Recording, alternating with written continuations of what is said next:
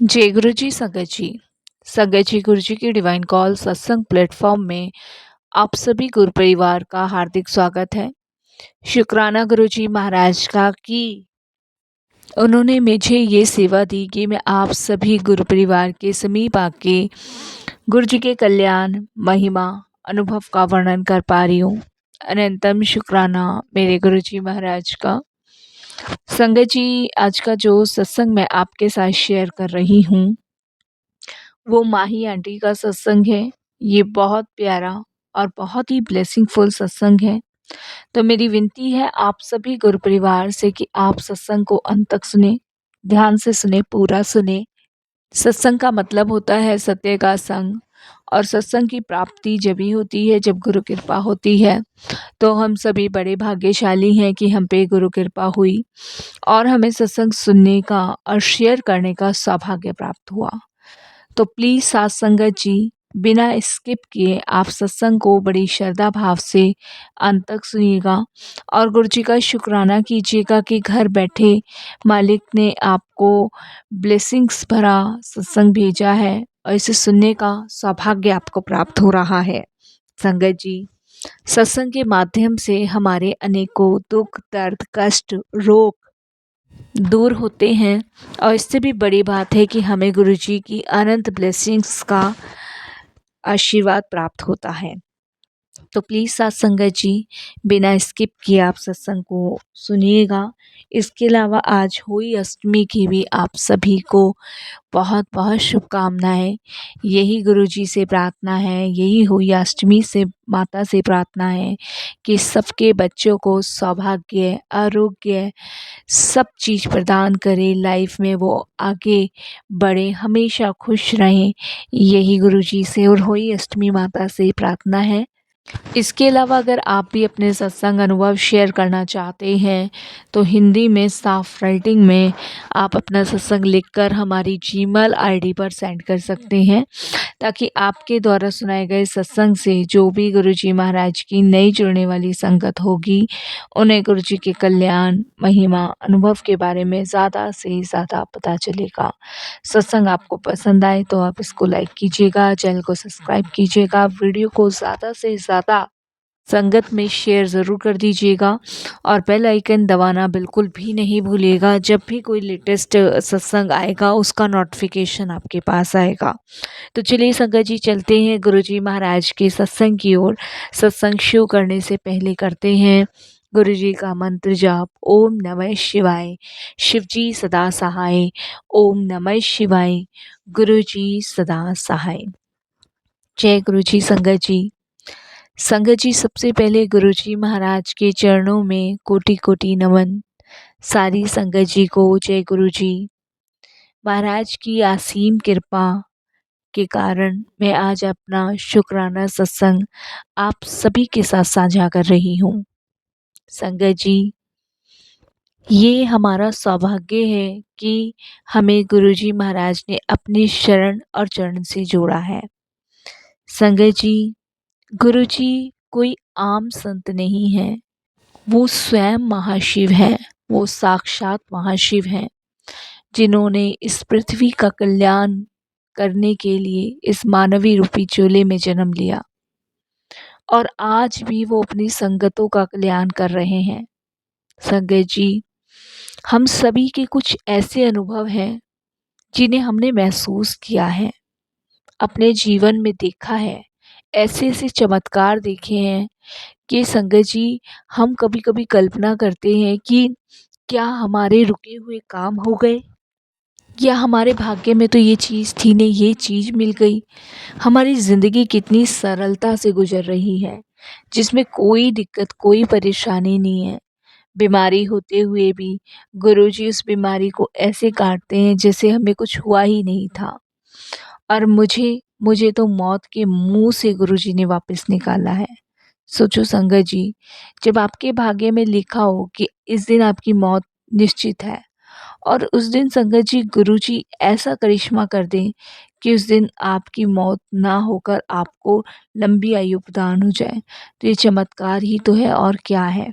और ये कौन कर सकता है? ये सिर्फ भगवान कर सकते हैं। ईश्वर कर सकते हैं, बाकी किसी के भी हाथ में ये नहीं है संगत जी।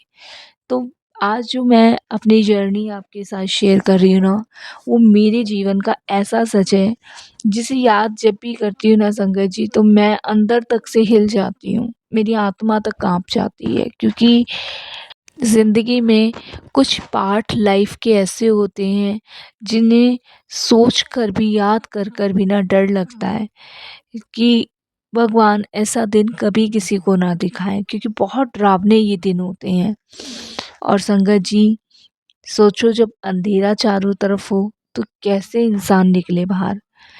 वो तो गुरुजी का करिश्मा है, जब जब हम उनकी शरण में हैं। संगत जी, गुरुजी का करिश्मा क्या होता है, ये तब मुझे समझ आया जब मैं ज़िंदगी और मौत के बीच लटक रही थी। जहाँ विज्ञान ने जवाब दे दिया, लेकिन गुरुजी ने हाथ पकड़ लिया। और वाक़ई में संगत जी, हकीकत है, जब डॉक्टरों की डॉक्टरी फ़ेल हो जाती है, वैद्य की दवाइयाँ फ़ेल हो जाती है, सब चीज़ फ़ेल हो जाती है, तब हमारे गुरुजी का सच का करिश्मा हमारे जीवन में होता है। और हमें उस करिश्मे को महसूस करने के लिए गुरुजी अपनी ब्लेसिंग्स देते हैं। तो इसीलिए संगत जी, मैं जब भी अपने पलों को याद करती हूँ ना, तो एक अजीब-सी घबराहट होती है, एक अजीब-सा डर लगता है। और यही कहती हूँ कि भगवान ये दिन कभी कोई ना देखे, और कभी किसी के जीवन में ये दिन ना आए गुरुजी, कभी ना आए। संगत जी, मैं दिल्ली के एक बाहर के एक छोटे से शहर में रहती हूँ, और हस्बैंड का मेरे का काम है संगत जी लोहे लंगड़ का।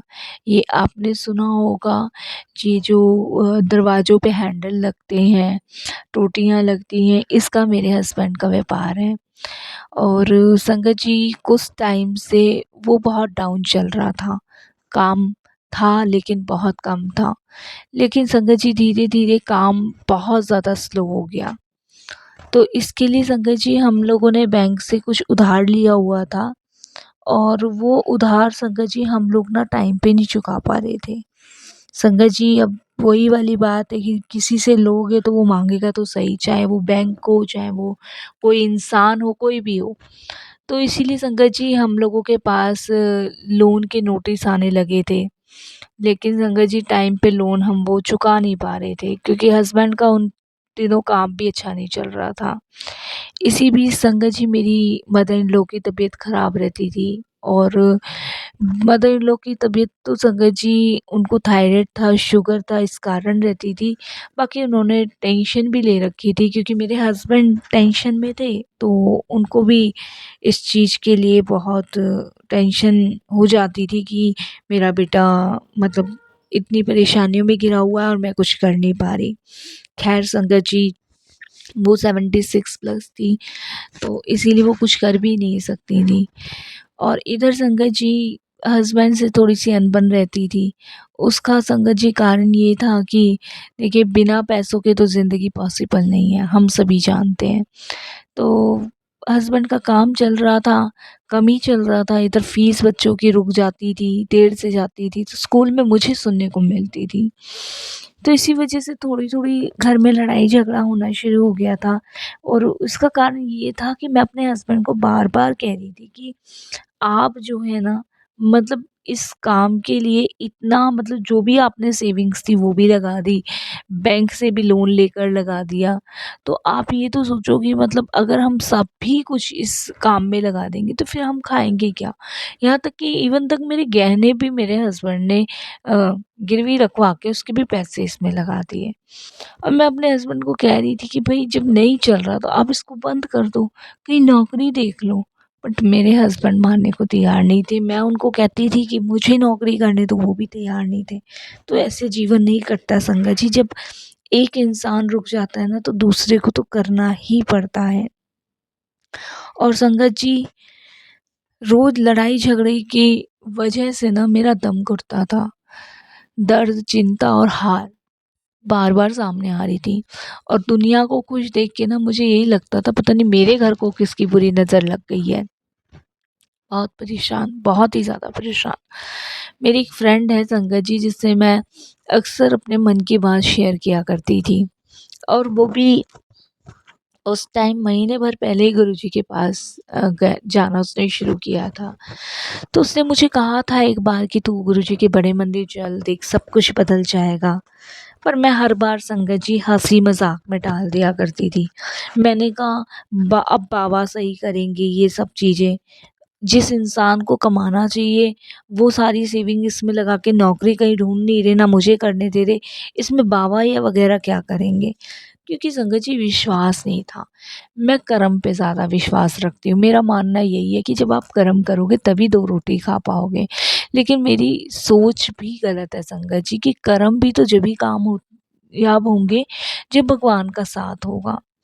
ख़ैर संगत जी मैंने उस बात को हँसी में डाल दिया और मैंने हाँ नहीं भरी। उसने कहा ठीक है अभी तेरा बुलावा नहीं है, जब गुरुजी बुलाएँगे तो खुद ब खुद जाएगी। लेकिन संगत जी उस दिन अजीब मेरे साथ हुआ। उसी रात को मैंने देखा कि एक लंबा सा गलियारा और उसमें सफ़ेद रोशनी में कोई खड़ा था और वो आवाज़ दे रहा था कि आ जा तेरे कर्म लिखने हैं, आ जा तेरे कर्म लिखने हैं। संगत जी पर वो रात का ड्रीम था। जब मैं सुबह उठी तो थोड़ी-सी टेंशन में थी कि ये कैसा सपना था। हो जाता है ना संगत जी जब हम कोई सपना देखते हैं तो हमें लगता है कि ये कैसा सपना है कि मतलब एक गलियारा है उसमें रोशनी है और ये कैसा सपना था, कोई दिखा नहीं विखा नहीं। तो अपने आप को भी थोड़ा-सा संगत जी डर टाइप का सा लगता है कि क्या देख लिया। तो वही मेरे को लगा तो मैं भी थोड़ा-सा डरती हुई और काँपती हुई हटी कि मतलब ये क्या सपना देखा मेरा। ख़ैर संगत जी फिर वो दिन था जब मैंने संगत जी उस सपने पे ज़्यादा ध्यान नहीं दिया। लेकिन मेरे माइंड से वो चीज़ नहीं निकल रही थी। मेरी फ्रेंड का ना 3 सवा 3 बजे कॉल ज़रूर आता ही आता है। तो मैं उसको बोलने लगी, मैंने कहा यार मैंने रात को ना एक सपना देखा और मैंने देखा कि एक गलियारा है और उसमें सफ़ेद रोशनी आ रही है, उसमें कोई मुझे कह रहा है चल आ जा तेरे कर्म लिखने हैं। तो वो मुझे बोलती है कि देख गुरुजी तुझे बुला रहे हैं। मैंने कहा चल तू हमेशा गुरुजी गुरुजी करती रहती है। वो कहती है तू चल तो सही एक बार। कहती है कि आज मैं जा रही हूँ चल शाम को चल। तो मैंने कहा चल ठीक है हाँ भर देती हूँ और मैं पहली बार उसके साथ छतरपुर बड़े मंदिर पहुँची। पहली बार मैंने चरणों में गुरुजी के माथा टेका और जैसे ही मैंने माथा टेका ना संगत जी तो मेरा मन बड़ा हल्का सा हुआ। घर में टेंशन तो चल ही रही थी पर मन बड़ा हल्का सा हुआ। वहाँ से मैं एक जल प्रसाद की बोतल लाई जिसे मैंने अपने मदर इन लॉ को और अपने बच्चों को पिलाया था। मेरे हस्बैंड नहीं पीते सब कुछ। तो उसके बाद संगत जी फिर कभी जाना मेरा नहीं हुआ गुरुजी के दरबार, कभी नहीं हुआ। पर कुछ महीनों बाद संगत जी अचानक से ना मेरी तबीयत ख़राब हो गई। करीबन साढ़े 4 या 5 महीने बाद की बात है। और मेरी तबीयत ख़राब हुई तो पहले मेरी भूख गायब हो गई, सिर दर्द और अजीब-सा डर लगता था। ऐसा लगता था जैसे कोई मेरे आस-पास है जो मुझे घूर रहा है। और ये सब चीज़ों की वजह से संगत जी मेरे को डॉक्टर के पास जाना पड़ा। मेरे को चक्कर आते थे। मतलब मेरी आँखों के आगे ना जैसे गोल-गोल काले घेरे घूमते थे और मेरा सर घूमता था। तो जब डॉक्टर के पास गई तो डॉक्टर एकदम से बोलते हैं कि सिर्फ़ तनाव है और कुछ नहीं है। लेकिन संगत जी डॉक्टर के कहने से क्या हो रहा था, मुझे तो वो महसूस हो रहा था। मुझे तो लग रहा था कि कुछ तो है जो मुझे ऐसी चीज़ें हो रही हैं। लेकिन डॉक्टर तो डॉक्टर ही है संगत जी, वो तो आप जानते ही हो कि ये कुछ ना कह के उन्होंने अपनी चीज़ों को टाल दिया, जब कुछ पकड़ में नहीं आया तो। संगत जी उसके बाद मैं घर आ गई। घर आने के बाद रात को मैंने दवाई ली और दवाई लेके मैं सोई हूँ, तो रात को संगत जी मुझे बुरे सपने आने लगे। और ये बुरे सपने संगत जी मुझे 2-3 दिन लगातार आने लगे पर मेरे को समझ नहीं आ रहा था। और संगत जी कहते हैं ना जब हम ड्रीम देख लेते हैं ऐसा कुछ तो मन भी बहुत परेशान हो जाता है। और ऐसा ही हुआ संगत जी कि एक रात मैंने फिर से वही डरावना सा सपना देखा और मैं उठ नहीं पाई। मेरी छाती में संगत जी इतना भारीपन, मेरी साँस रुक गई। आँखें खोलूँ तो खुले ना, शरीर बेहोश पड़ गया और मैं ऊपर से खुद को देख रही थी। मुझे ऐसा फ़ील हो रहा था संगत जी। मेरे हस्बैंड संगत जी मुझे तुरंत की तुरंत हॉस्पिटल लेके गए। वहाँ पे संगत जी मुझे डॉक्टर्स ने देखा और एडमिट कर लिया। संगत जी एडमिट करने के बाद आप विश्वास नहीं करोगे, मुझे छाती पर इतना भारीपन हो रहा था कि मेरी साँस भी रुक-रुक के आ रही थी और मैं जितनी बार आँखें खोलूँ ना संगत जी खुल ही नहीं रही, खुल ही नहीं रही और शरीर मेरा ऐसा जैसे संगत जी अधमरा, जैसे मेरे शरीर में से आत्मा निकल गई हो। और संगत जी मेरे को ऐसा लग रहा है जैसे मैं ऊपर चढ़ गई हूँ छत के और ऊपर से अपने शरीर को देख रही हूँ जो बेसुध होकर पड़ा हुआ है। पता नहीं संगत जी ये क्या था? आज भी मैं याद करती हूँ ना डर जाती हूँ। तो मैं संगत जी एकदम से डर गई और तभी संगत जी मुझे ना सामने ना गुरुजी का स्वरूप नज़र आया और जब सामने गुरुजी का स्वरूप नज़र आया तो मैं ऊपर से देख के कहती हूँ कि ये तो वही गुरुजी जहाँ मैं गई थी। वहाँ गुरुजी एकदम से मुझे बोलते हैं, "अभी तेरे कर्म पूरे नहीं हुए हैं, तू अभी नहीं आ सकती, अभी तुझे और कर्म करने हैं।" ये सब कुछ गुरुजी मुझे वहाँ पे कहते हैं और संगत जी ऐसे कह के गुरुजी एकदम से फूँक मारते हैं और 1 सेकंड के अंदर मुझे ऐसा झटका लगता है कि संगत जी वापस मैं अपने शरीर में आ जाती हूँ। मतलब मेरी आत्मा जो है ना वापस से मेरे शरीर में ऊपर से नीचे आके गिरती है और संगत जी जैसे ही नीचे आके गिरती है तो मेरी हार्ट बीट सही चलने लग जाती है और मुझे ये पता है संगत जी डॉक्टर आपस में बात करते हैं कि चमत्कार है, ये तो बहुत बड़ा चमत्कार है। ये कैसे मिरेकल हो गया और ये तो मर चुकी थी, ये मरल का कैसे हो गया? फिर संगत जी मुझे होश आता है तो डॉक्टर मुझे कहते हैं कि आपको ना हार्ट अटैक आया था, लेकिन चमत्कार है कि आप बच गई हो, आप ठीक हो। तो संगत जी मैं बड़ी हैरान हो जाती हूँ कि कैसे पॉसिबल था और वाक़ई में संगत जी मैं जैसे मेरे शरीर में से आत्मा निकल गई थी ना वैसे मैं ऊपर पहुँच गई थी और ऊपर से देख रही थी। लेकिन संगत जी मैं आईसीयू में लेटी थी लेकिन अंदर ही अंदर से बहुत शांति महसूस हो रही थी। ऐसा लग रहा था कि मैं किसी और लोक में हूँ। संगत जी मैं हॉस्पिटल जितने दिन रही मुझे गुरुजी की ध्वनि सुनाई देती रही, ओम नमः शिवाय गुरुजी सदा सहाय, ओम नमः शिवाय शिव जी सदा सहाय। ये मंत्र जाप मेरे कान में गुरुजी के दरबार जैसे जो मैंने वहाँ सुने थे वो गूंजते रहे। संगत जी उसके बाद तीसरी रात मैंने देखा मैं फिर उसी गलियारे में खड़ी हूँ, उसी ड्रीम को मैंने देखा। सामने गुरुजी का दरबार है और हज़ारों दीपक जल रहे हैं। गुरुजी ने कहा तेरी परीक्षा भी ख़त्म नहीं हुई है, लेकिन तू मेरा नाम लेती रह, तेरे घर की सारी मुसीबतें मैं खुद उठाऊँगा। ये संगत जी मुझे समझ नहीं आया ये ड्रीम और मैं फिर से संगत जी डर-डर के उठी और वो रात मैंने कैसे काटी मुझे नहीं पता। लेकिन संगत जी सुबह मॉर्निंग के समय जब मुझे होश आया तो मेरे हस्बैंड मुझे नाश्ता वगैरह दे के गए। तो इतने में डॉक्टर का आने का टाइम हुआ तो डॉक्टर एकदम से बोलते हैं कि आपकी रिपोर्ट बिल्कुल नॉर्मल है। किसी भी तरीके का, किसी भी प्रकार का कोई खतरा नहीं है। आप खतरे से बाहर हो। संगत जी किसी को समझ नहीं आया कि कैसे पॉसिबल है लेकिन मुझे पता था कि गुरुजी का वरदान है संगत जी। क्योंकि संगत जी डॉक्टर भी हैरान हो गए थे। होता है ना जैसे कि मतलब एकदम से मतलब ठीक हो जाना, तो डॉक्टर भी यही सोच रहे थे कि कैसे पॉसिबल है भई हार्ट अटैक आया था और हार्ट अटैक कोई छोटा नहीं था, बहुत बड़ा हार्ट अटैक था और एकदम से ठीक। तो उनके लिए भी बड़ा शॉकिंग था।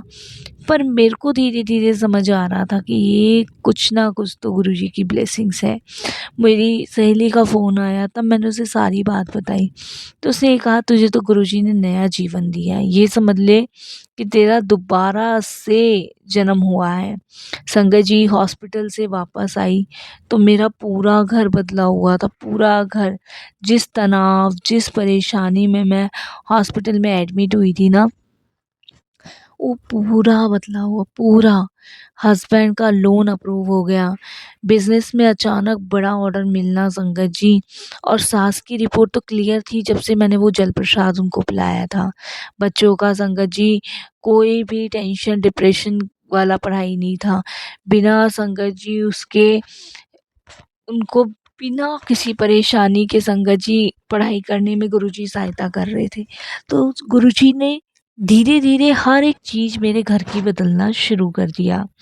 संगत जी, जब मैं पूरी तरह ठीक हो गई, तब मैं एक दिन फिर गुरुजी के बड़े मंदिर गई। अंदर पहुँचते ही मन में आया कि गुरुजी, अगर आपने सच में मुझे नया जीवन दिया है, तो आप मुझे कोई निशानी दे दो। मुझे यकीन दिला दो कि आपने मुझे बचाया है। मैं मानती हूँ, मैं आप पे शक नहीं कर रही, लेकिन मैं अपने पिता से कुछ माँग रही हूँ। उसी समय संगत के बीच से एक आंटी आई, बोली, आंटी, ये प्रसाद गुरुजी ने आपको देने को कहा है। मैंने पूछा, गुरुजी ने?